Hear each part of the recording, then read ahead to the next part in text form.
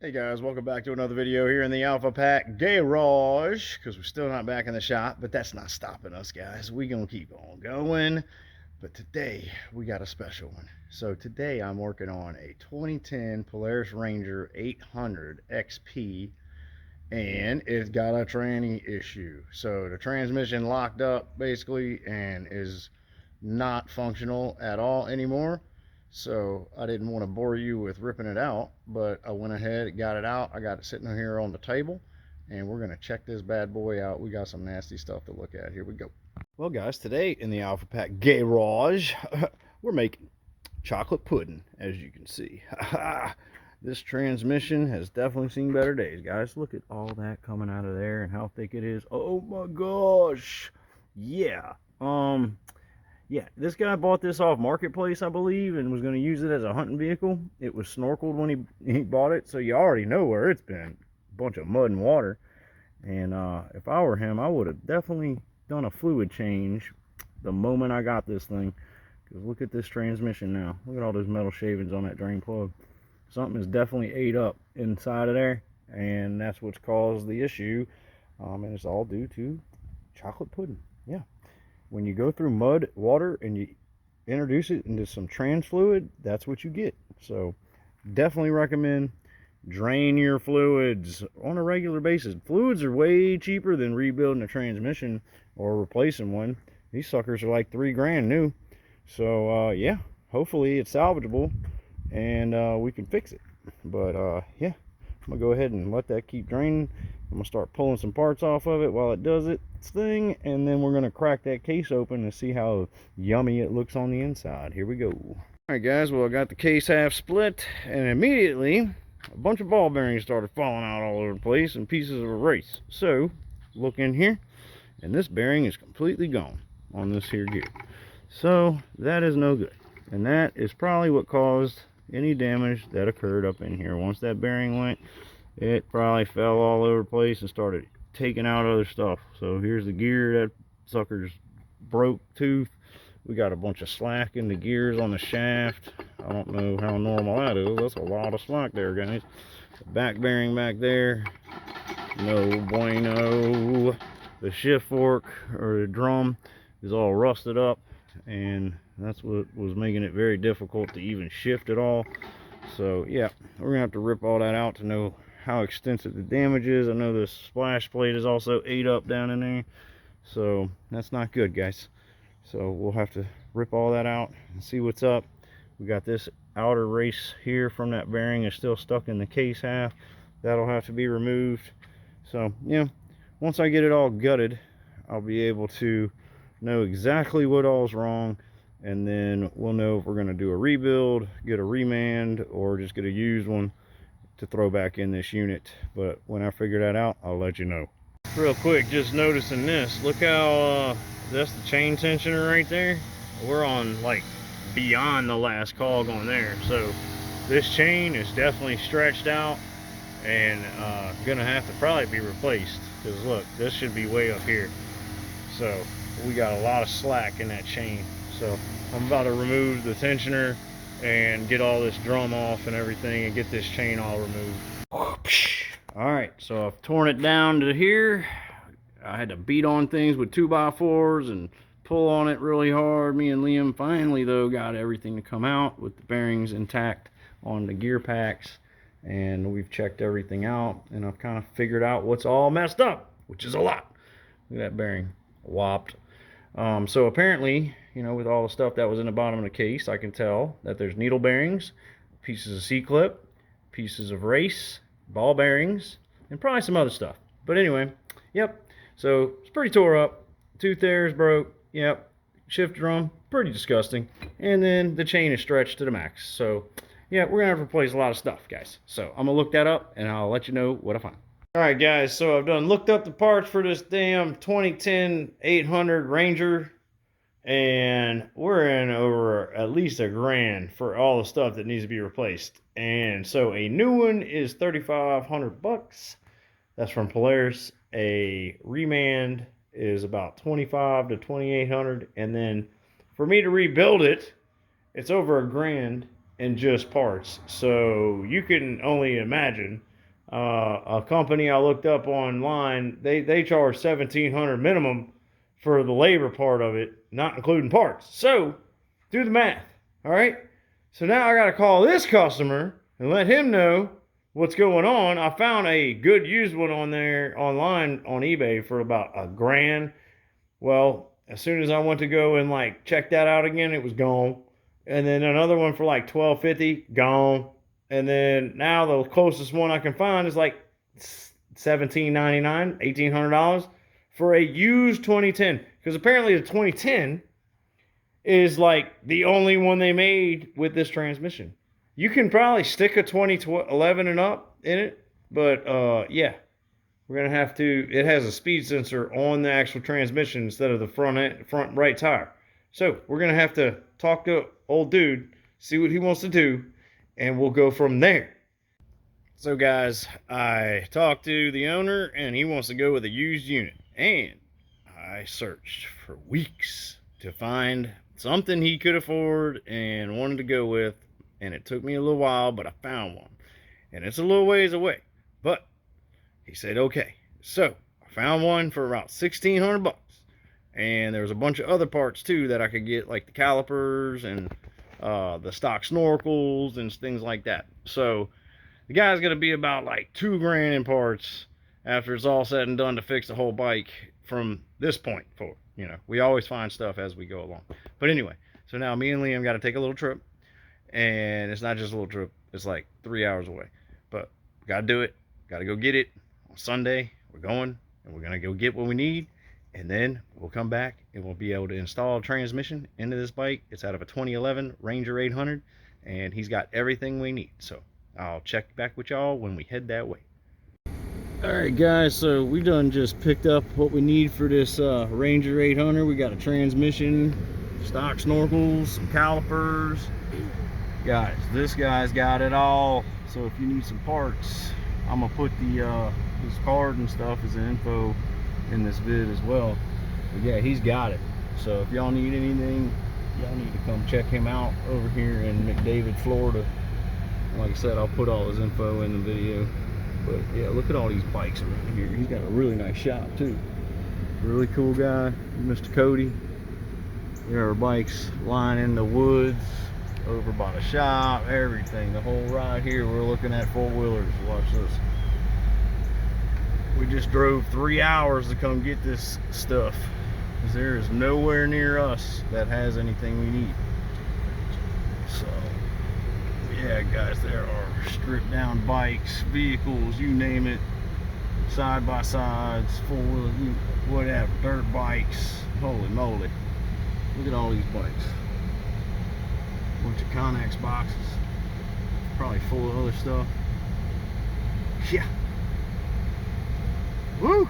Anyway, so now we got a 3-hour trip back, and we're gonna go stop at the beach or something for the boy to go play in the ocean for a minute. But I'll hit y'all back in a little bit.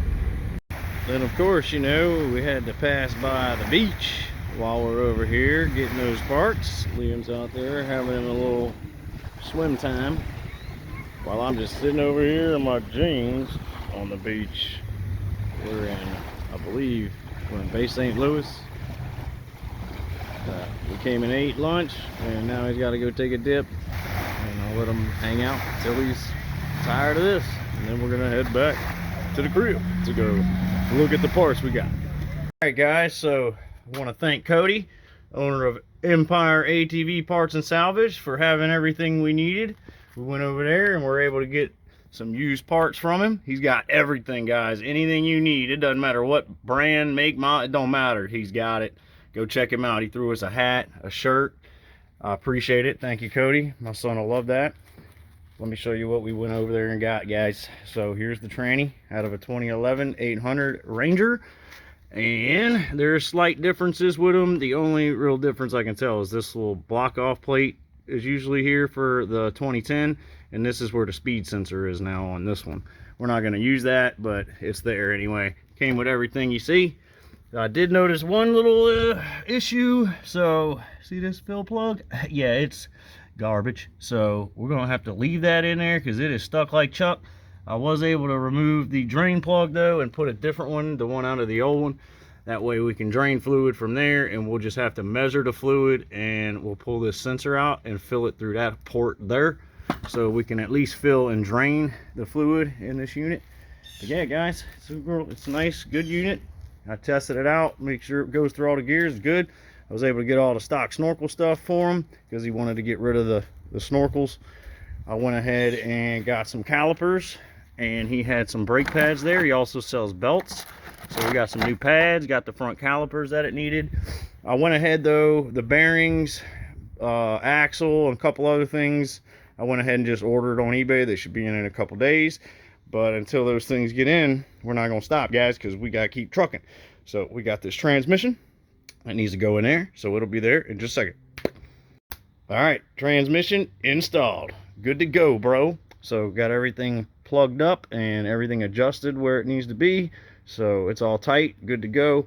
Got the inner clutch housing here, which is next. I'm going to grease up around where it's going to mate to the transmission and motor and reinstall that. Then I'll be able to clean those clutches sitting over there, get them all cross-hatched and ready to go back on the unit. And we'll put those on, and then I'll put that outer clutch cover on, and all that'll be done. I am probably going to have to get me an air filter and try to cut this box open. They siliconed up, see what that looks like. It does look pretty nasty down in there, so I'm sure it looks pretty up in there. We do have a valve cover seal on the way because somebody thought it was a good idea to use silicone on there. We're going to get that all remedied. And then we got an axle coming, and then we have bearings on the way also, so I'm going to have to remove hub bearings and do all that good stuff. But right now, we're going to just focus on the clutches and the inner clutch housing, and we'll get that knocked out. All right, inner covers in. Got the clutches all ready to go, cleaned up and cross-hatched. I always do that for every time I take clutches off. I got to cross-hatch them. It's just what I do. So I'm about to clean them up with some paper towels. It's a brake clean, and then we're going to stick them bad boys on there. And looks like I got to go get a new torque wrench because all my stuff is still at the shop, and I can't go there right now. So, gotta get a torque wrench, and then I'll be able to torque these two down and get the belt on there, and we'll be good to go with the clutches. All right, guys, I've been on a roll. I haven't been filming, sorry. Let me catch you up. So, we got the clutches installed, belts in, all that's done. Got the cover on. 50 foot-pounds, 15 on the secondary. All right, got the air box in, got the intake for the CVT all hooked up stock-wise. I did what I could on the air side, you know, the air box side. I don't have the tube that goes all the way to the front of the machine, so we're just going to have to let it sit like this. And on a 2011, the air intake on the box comes out in the front, not the side, so I had to modify one of these tubes I had and make it go to here. That way it'll get at least some cool air instead of getting hot air from up underneath there. So anyway, that's how that's going to stay for now. I got the bearings sitting over here, the hubs, with new bearings, good to go. About to throw them in. Got the axles in. That was the Rhino I ordered. I actually ordered an 80R axle, and where I get them off eBay, these are basically they're like 50-60 bucks, guys. Can't beat the price. So if you need a new axle and you have a stock setup, go get an 80R from this guy. I don't know the name, but you'll find them. They're like 50-60 bucks. So we're about to clean up some spindles and get the hubs and all put back on so we can throw these tires on and put it back on the ground. So here we go. All right, hubs are in, everything's back on except for tires because the brakes are messed up. The person who messed with these last put some of these cheap doohickeys on here, and it looks like they stripped out one of these right here, the Allen. So I need that to come out some, but he had a whole nother set. I think they just bought the wrong set of calipers. So if this is the same, I'm just gonna use these brand new setups. And I found that I was missing some of these washers that go on the brake line bolt. So I had to go to Harbor Freight, get some copper ones, guys. They got a mixed assortment set for like $6-7 bucks, so I went and got that. And I'm gonna have to replace some of these with that to be able to make all this work. So I'm gonna get busy getting this all together, make sure they all go on to so that we can put the brakes on, and then we can throw the tires on. So I'll be back when the brakes are hooked up. All right, got the brakes all hooked up in the rear. Everything's bled as good as I can get it for now. I changed the fluid in the tranny, and we about to throw the tires on it and move along. All right, guys, so I got the tires on, and I was able to actually drive it. So I pulled it out in the yard and flipped it around and backed it back into here where you see it. And I went ahead and started disassembling the front because, you know, we got some bearings to change in these front hubs because they're shot. And while I was disassembling everything, I noticed a couple things. This here ball joint has seen way better days. Look at how much slack is in that. That thing's about to pull out of there. So I got to let him know about that. And then also, while I was moving it, it only took a couple seconds or minutes, and the cooling system fan started coming on. And I was wondering why, and I looked down in there in the radiator, and I don't see any coolant. So maybe that's why. So now I got to figure out, where did all the coolant go on this bike? I went ahead and got some coolant and some distilled water to do my figuring that out. So we'll figure that out after I throw the front calipers on that we got from Cody. These are sitting right here. I got to redo all the front brakes because there were no front brakes whatsoever on this bike. So got the calipers sitting here, got some new pads sitting here for them because these are kind of, I know they're not that bad, but they're pretty rusty and nasty. I figured might as well go ahead and change them. Anyway, so we'll get the front brakes fixed up and ready to go back together with the new hubs and bearings. And in the meantime, I'll talk to Devin and see what he wants to do about the ball joints and let him know about his cooling issue. So I'll be back whenever I get some done. So I talked to Devin. We're going to do some ball joints. He said go ahead and take care of that. And then after I spoke to him, I found this. Look at this rotor. It is definitely not tightened down all the way. I found a broke piece of a 40 star in there, pulled that out. So hopefully after soaking in some PB and some WD, it'll loosen them up. I'll even heat them up before I try to take them out and put them back in and snug them up. Hopefully that'll fix that. But still got to throw them bearings in them hubs, get the brakes all done, get all that taken care of. I'll let them know about the radiator. We'll fill it up, see what's going on, see where it's coming out of. Hopefully it's not the weep hole over here on the side of the motor. If so, I told them what that's going to entail. It's not looking good, guys. If you're trying to get a used bike on Marketplace after somebody's done brought it in the water and thrashed this sucker, you're going to have to expect to have a lot of issues with it. And unless you can do it yourself, you're going to pay me to do it. So, hopefully we don't have to go down in there and take out that mechanical seal, because that is not fun. But I'm going to get busy on this. I'm going to order those ball joints and figure out this cooling issue, and I'll be back. Alright guys, after a lot of pounding, beating, and slamming and cussing, I got these old ball joints out and was able to put these new OEM style ones in there. They're nice and tight, good to go in these Super ATV arched arms. I'll grease everything up before I reinstall them. I got the hub bearings thrown in and I greased those up as good as I could with my finger, pushing grease down in the center of there to get as much in there as I could. I don't have my grease tool right now, so that's how I do it. And then I got a brake line sitting over here that is going to go from here to this side. They have the other one over there, just ran and tied up over there. So here it is, blip. So we'll hook up the front calipers and the brakes and get that all fixed up. I went ahead and threw some coolant in the radiator and topped it off and the overflow. So hopefully we don't have a leak. But that stuff went somewhere. We'll find it at some point, I'm sure. And then I have a valve cover seal because, as you can see, they use some gasket material instead of using the regular gasket for it. So I got to clean all this up. That'll be last, and put the new gasket on the valve cover, and that should take care of that leak. So, all right, guys, I'm about to get busy, and I'm gonna throw that brake line in, get the brakes all hooked back up, and then start putting all these hubs and A-arms back in this bad boy so we can put some tires on this thing. Alright guys, as you can see, we're almost ready for tires. But there's a reason that I'm filming right now, to let you know why we're almost ready and not all the way ready to put these tires on it. If you come look at here at the driver's side, everything looks nice and neat and good to go. Got the new brake line ran, got the new used caliper from Cody put on there, and it's sitting there nice with some brand new pads I got from him too. Everything looks good. Yeah, the bushings for the shocks probably gonna need to be changed out. definitely, but you know, he ain't trying to go there. I'm sure he wants to get this back so he can go hunting. And I keep getting calls from him or texts from him every week to see where we're at. Well, you know, I come to this side, and let me tell you why we're not ready yet for hunting. Because this is what you get when you buy a POS off Marketplace. And here's the reason why it doesn't have any front brakes when he bought this unit. So, whoever owned it before him thought they were real smart, right? And they broke this ear off, and how smart they were, they figured, oh, I'm just going to weld it on there real quick, right?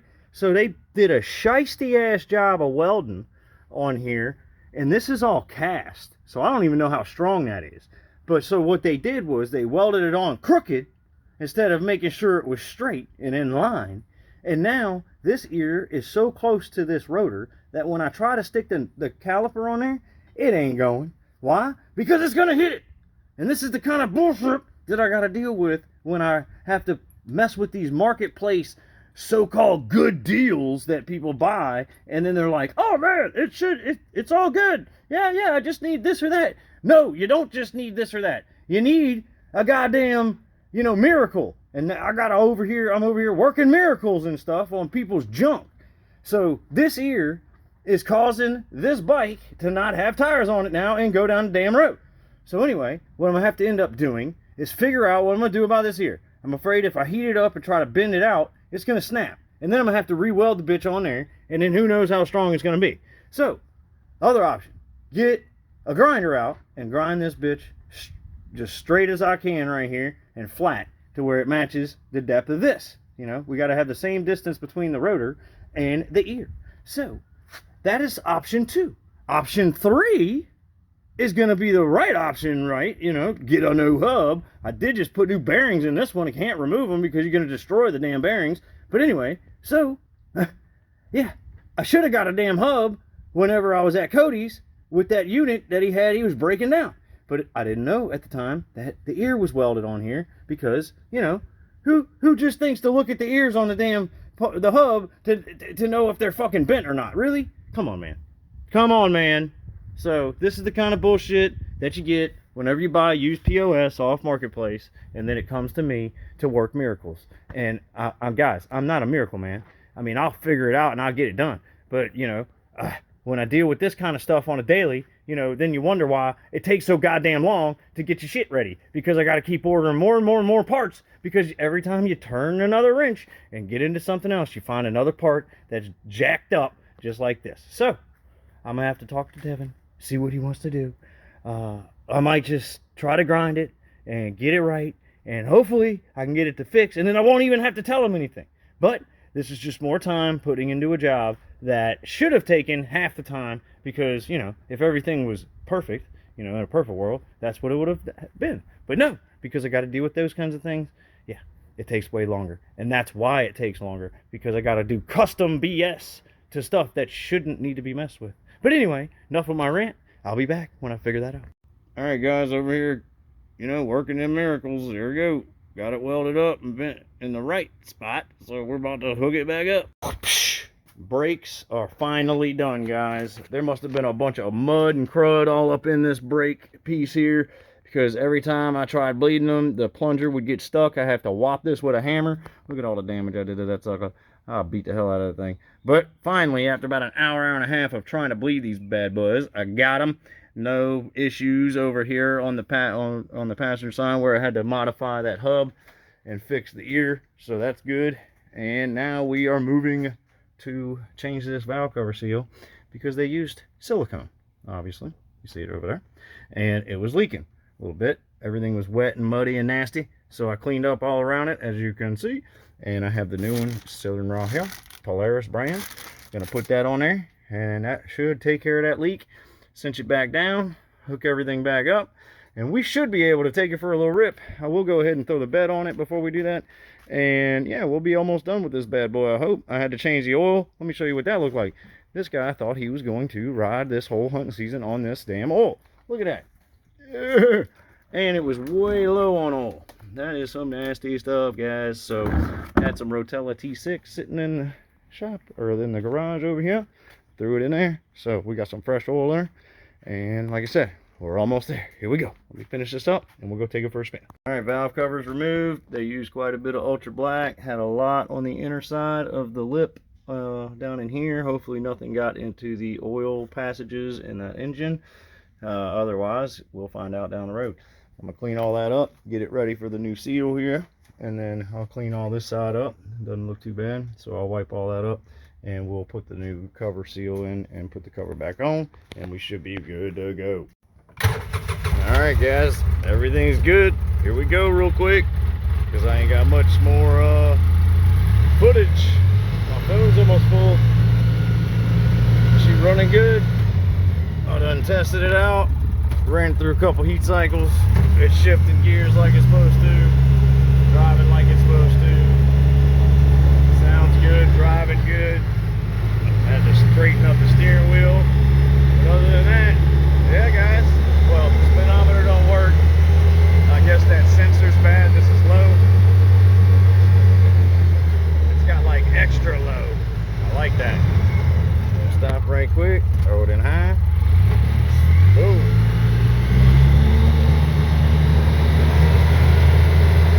Yeah, boy. So we good here, guys. We'll call the owner, tell them it's ready, and have them come pick it up. If y'all would, hit that like and subscribe, hit that bell for notifications. And guys, I'll see y'all in the next video. Peace.